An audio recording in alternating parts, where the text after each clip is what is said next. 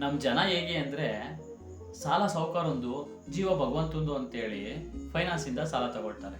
ಆ ಫೈನಾನ್ಸ್ ಹಣ ಹೆಂಗೆ ಅಂದರೆ ಅಕೌಂಟಿಗೆ ಬಿದ್ದಿದ್ದು ಮಾತ್ರ ಲೆಕ್ಕ ಗೊತ್ತಾಗುತ್ತೆ.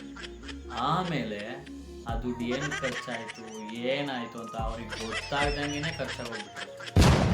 ಸ್ವಲ್ಪ ದಿನ ಆದಮೇಲೆ ಕಂತಿಗೆ ದುಡ್ಡು ಅಡ್ಜಸ್ಟ್ ಮಾಡೋಕ್ಕೆ ಆಗೋದಿಲ್ಲ. ಅವಾಗ ಮತ್ತೆ ಬೇರೆಯವರಿಂದ ಸಾಲ ತಗೋಬೇಕಾಗುತ್ತೆ. ಹೀಗೆ ಈ ಕಂತುಗಳನ್ನ ಕಟ್ಟೋಕ್ಕೋಸ್ಕರನೇ ಪರದಾಡಿ ಜೀವನ ಸಾಕಾಗೋಗ್ಬಿಡುತ್ತೆ. ಮುಂದೆ ನಮ್ಮ ಜೀವಮಾನ ಇರೋವರೆಗೂ ನಾವು ಸಾಲ ಮಾಡಬಾರ್ದು ಅಂತ ಡಿಸೈಡ್ ಮಾಡಿಬಿಡ್ತಾರೆ. ಸಾಲ ತೀರ್ತಾ ಬರುತ್ತೆ, ಇನ್ನೊಂದು 2-3 ಕಂತಿರ್ತಾರೆ. ಆ ಟೈಮಲ್ಲಿ ಇನ್ನು ಮುಂದೆ ಸಾಲನೇ ಮಾಡಬಾರ್ದು ಅಂದ್ಕೊಂಡಿದ್ದ ಅವ್ರಿಗೆ ಸಾಲ ಮಾಡಿ ಆದರೂ ತುಪ್ಪ ತಿನ್ನಬೇಕು ಅಂತ ಅನ್ಸೋಕೆ ಸ್ಟಾರ್ಟ್ ಆಗುತ್ತೆ.